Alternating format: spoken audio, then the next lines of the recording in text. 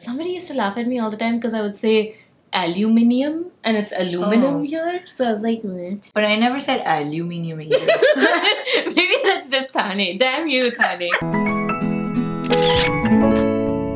Heyo, it's the 9 to 5 Misfits back again to help you build your brand and kick ass in your career, baby. Today we're tackling a topic that pretty much every Desi immigrant has dealt with. Their accents. I was dehydrated, I couldn't drink water, I couldn't go to the bathroom. Their accent. So last year we interviewed an influencer on our channel and one of the first things he said was, your channel should be called the FOB and the ABCD. Your face should be called that. So for those who don't know what that means, FOB means fresh off the boat, which is kind of a derogatory term used for immigrants. And ABCD is American Born Confused Desi, which is used for Indian Americans who were born in this country. Jury duty.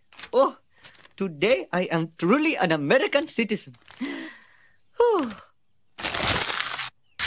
Now, I know this guy meant it as a joke, obviously, but I was so confused for a second because I was like, wait, who's the FOB and who's the ABCD? Because to like an objective third party, they'd be like, obviously Pavi's the ABCD and you're the FOB. But it's just weird because I've been in this country for longer. It's weird that somebody would think of me as a FOB just based on my accent. That actually really got us thinking about accents and how it actually affects our personal brand. A lot of our viewers are also people who had these experiences when they moved here and maybe even an identity crisis. And it is interesting how immigrants coming at different points in time have had different experiences and perspectives. Yeah, even depending on what their circumstances were. Oh, and it's really different from ABCD's perspectives too. So we thought it would be fun to discuss those things and unpack some of the things that people have not talked about. Okay, so speaking of immigrants having different perspectives, I know you and I had like vastly different experiences. Yes. So Pavi, when you first got here, right, what was your experience like, especially with the way you speak? Because you do the code switching thing where you talk in an American accent and then you switch back. And your natural accent is the Dubai accent, which sounds very much like Bombay or Delhi. So at what point did you feel that pressure to make that switch? Dude, almost immediately. Oh my stars, I'm just a little lady. My fragile constitution cannot handle the fearsome outdoors. So everybody knows this. I moved from Dubai, which is a mushmash of cultures, super giant diverse city. Fancy. To the very fancy College Station, which is a conservative little town. And I came here when I was 17, so I was all sorts of vulnerable. And of course, I spoke good English. Hello, I went to a British medium school and I was grammatically correct. Yeah. But I didn't get any of the slang terms like most people did or even know how to pronounce most of the words. Yeah, pronunciations are like the biggest things. So no American would totally understand what I was saying. Even in class, I would get set up with American kids for lab projects and mostly for chemistry lab. And there was this one girl who always used to pick on every word I would say. Yeah, and one time in lab, I asked the professor what apparatus we needed, which is like the British accent term. And this girl was like, you mean apparatus? What's apparatus? And I was like, what's your face? That's when I was like, you know what, I'm done. I'm so tired of being this outsider all the time. I'm clearly smart. I made a 4.0 in freshman year.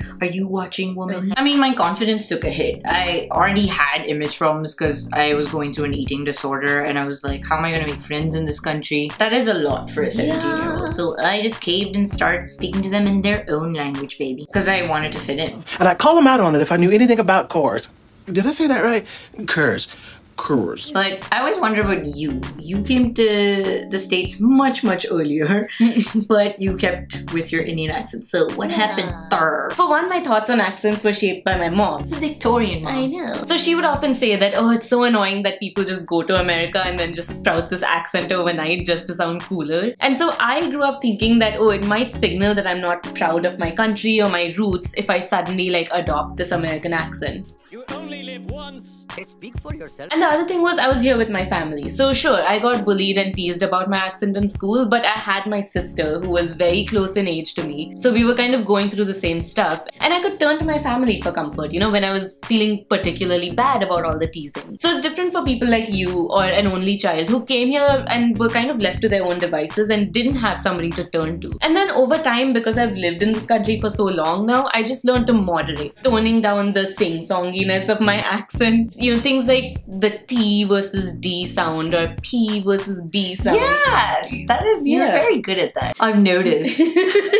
No taste. So just like things like that you pick up, and then I was like, okay, I'm fine if I just know these certain rules, or you know what syllable to put the emphasis on. Ask not what your old people could do for you. Ask what you could do for your old people.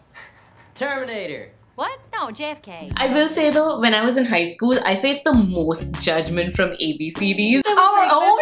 I know! I think there was this constant struggle between FOBs and ABCDs. It was like the Bloods and Crips. I think especially because ABCDs were going through their own identity crisis. So when they saw a FOB, it was like, finally, I get to have some of the heat off me. Like, now I can be more American and I'll be in their camp and they can make fun of the FOBs and I will too. But I also went to school in the 90s, so I don't know if things are different You're now. ancient. I don't know. Okay, so now that we're adulting, do you think these accents are still an issue? Yeah, I think so. I think it's a little more subtle though. So I put this question out on my Facebook about, do you think your accent affects the way you're perceived? And it was kind of a mixed bag in terms of responses. Oh yeah, I did see that though. And I did notice like the ABCDs, like the immigrant kinds, were like, yeah, definitely it did. And the ABCDs were more like, meh, it doesn't really matter. Yeah. They were in that camp. Because I think for them, they were thinking of it from the perspective of like someone judging someone instead of someone being judged. Yeah. And to an extent, that is true. You know, that got me thinking because the consequences aren't so blatant about not getting a job because you have an accent or getting discriminated in the workplace like we did when we were younger. Yeah. But I do wonder about unconscious bias. Yes. Yeah, you may not realize it, but we all make assumptions about people based on the way they talk. You talking to me? I break your face. So I'll give you an example. One of my really good friends is white, and her husband actually asked her once that like, hey, you know, Nami is well-spoken, she's interesting, she's fun. How come she doesn't have more non-Indian friends? Do you think her accent is what gets in the way? And I was like, that's a very interesting question. I've actually never considered that, but I guess they don't maybe know that you are very annoying and loud as well. But back to the point, like when you do hear someone with a thick Indian accent, you do make assumptions, right? We're all guilty of it. We're the worst. I know. And actually that goes for any culture. I know, that's true actually. But dude, do you think it would be the same if it was the other way around? Because like there are some accents that are considered cool, like the British and Australian ones. Yeah. And then the other ones like ours are the Ghati kinds. Yeah, I don't think that like, if you sound like this, well, no, that's a really terrible accent. But I like whatever it is. But like if you sound British or Australian, I don't think people are gonna be like, no, I don't want to date that dashing gentleman. Because like it just adds an air of, I don't know, ruggedness or sophistication, even though you may be the biggest dumbass. What are you, a cat or something? I don't know. Right.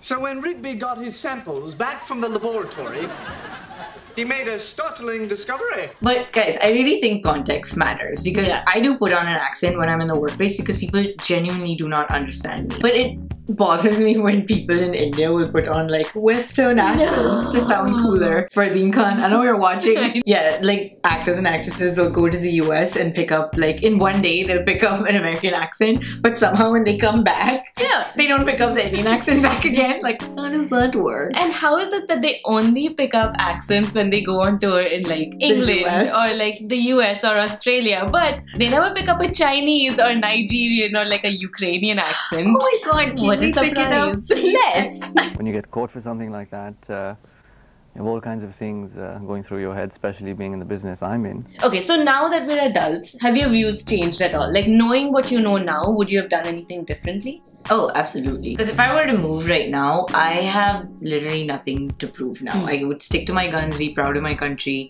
and like I already have my brand, so I'm not really worried. I'm not trying to fit in or anything because I have a tribe. Back then, my factors were different. You know, I was here alone. I was young. I wasn't, you know, self-aware. Wasn't proud of my country. I didn't know how to stand my ground, and I did not understand that people were actually being racist or bullying me. And now if they did that to me, oh, they're going to get hurt real bad. Yeah, for me, I guess I wouldn't do anything differently in terms of the way I speak. Overachiever. But I'd be a little less judgmental. Because early on, I would think that, oh, people were just putting on an accent to sound cool. I got by fine, so why do you need to do it? But now having heard your story and other friends' stories, I'm able to empathize better and understand that everyone's immigrant experience has been different. But can I just rant about one thing? No! Please! Okay, everyone, if you know how to say your name correctly, please do not mispronounce it for Americans or any other people just for their own convenience. So like, my name gets butchered a lot. People don't understand how to say Namrata, but I will never introduce myself as, hi, I'm Namorada, or I'm Namoredo, or I'm Amaretto, or whatever other variation of stuff, because I do not want to give them license to butcher my name further. So they can mispronounce it all they want, but I want to tell them how to say my name in the hopes that that 1% will like catch on and be like, oh, Namrata, that's a beautiful name. I beg to differ on that, because for me, it's like, I understand I don't want to say it incorrectly to someone, but if I know this person well enough, I'll take the time to explain it to them, like this is how you should say it. But if I want to meet you once and I'm at a networking event, I don't want them to forget me. So when I say Pavi, they usually spell it B-A-B-I, or I've had B-O-B-Y. Oh, no. Because like it's the P and B thing, right? I don't know how to say it. So I've had them forget me. And it's the same thing. I'll do the thing where I switch between an Indian person, I'll say Pavi, and an American, I'll say Pavi, because then they'll remember me. But once I get to know them, I'll be like, dude, it's actually Pavi. And you'll see like people that I know will say it right, and the ones that I don't, that I won't, because I'm like, I want you to remember me, especially now that I network. Hi, I'm Malika Sharwat, and you're watching World's Most Beautiful. But I understand where you're coming from. It's just, it's not easy to implement. Actually, that's a good point, because the only reason that I started shortening my name to Nami, like even though when I introduce myself to people with my full name, which I do a lot, I'll say Namrata, but then I'll always say, but I shorten it to Nami to make everyone's lives easier.